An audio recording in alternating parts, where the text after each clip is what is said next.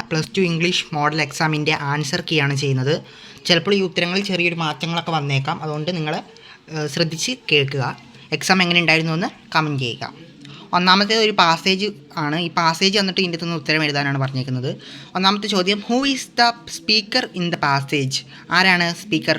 മാർത്തയാണ്. Robert ബാൾഡ്വിനോ അല്ലെങ്കിൽ ഗ്രഷാമോ ഒന്നുമല്ല, മാർത്തയാണ് എന്ത് സ്പീക്കർ എന്ന് പറയുന്നത്. രണ്ടാമത്തെ question, from which lesson is the passage taken? അതായത് ഏത് പാഠത്തിൽ നിന്നാണ് ഈ പാസേജ് എടുത്തിട്ടുള്ളത്? ഹവർ ഓഫ് ട്രൂത്ത് എന്ന് പറയുന്ന വൺ ആക്ട് പ്ലേയിൽ നിന്നാണ്. ഇനി മൂന്നാമത്തെ ക്വസ്റ്റ്യൻ നോക്കാം. പിക്ക് out the world from the passage which means Christian ritual. അതായത് ഒരു ക്രിസ്തീയ ആചാരത്തെ സൂചിപ്പിക്കുന്ന ഒരു പദം ആ പാസേജിൽ നിന്നും തിരഞ്ഞെടുക്കാനാണ് പറഞ്ഞേക്കുന്നത്. ഏതാണ്? ബാപ്റ്റിസം ആണ് അതിൻ്റെ ഉത്തരം.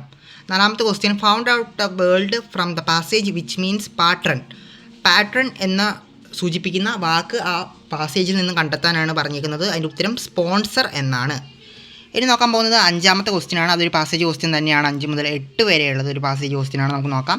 These lines are taken from the poem dash. ഉത്തരം റൈസ് എന്നാണ്. ആറാമത്തെ ചോദ്യം, what is the term ship of the sky refers to? Ship of the sky എന്ന് വെച്ചാൽ എയറോപ്ലെയിനെയാണ് സൂചിപ്പിക്കുന്നത്. എയറോപ്ലെയിൻ. ആ ഉത്തരം ജസ്റ്റ് ഒന്ന് നിങ്ങൾ ശ്രദ്ധിക്കണം. അത് ഏഴാമത്തെ question, pick out the word from the poem which means to demand something in a loud or angry way. ഉത്തരം ക്ലേമർ. ക്ലേമർ എന്നാണ് ഏഴാമത്തേന് ഉത്തരം വരുന്നത്. എട്ടാമത്തേത്, identify the speaker of speech used in the line the chief ministers of like an arrow to the centre. The chief ministers of like an arrow to the centre എന്ന് പറയുന്ന ആ ഒരു വരിയിൽ ഉപയോഗിച്ചിരിക്കുന്ന ഫിഗർ ഓഫ് സ്പീച്ച് ഏതാണെന്നാണ് ചോദിച്ചിരിക്കുന്നത്. ഏതാണ്? സിമിലിയാണ് അതിൻ്റെ ഉത്തരം. ഇനി നോക്കാൻ പോകുന്നത് 11ാമത്തേതാണ്. 11ാമത്തേത്, my summers were spend between the orphanage on Jakarta and trips back to Mumbai. അത് എഡിറ്റ് ചെയ്യാനാണ് പറഞ്ഞേക്കുന്നത്. അത് വരുന്നത് മൈ സമ്മേഴ്സ് വേർ എന്നാണ്. വാസ് വേർ ആകുന്നു.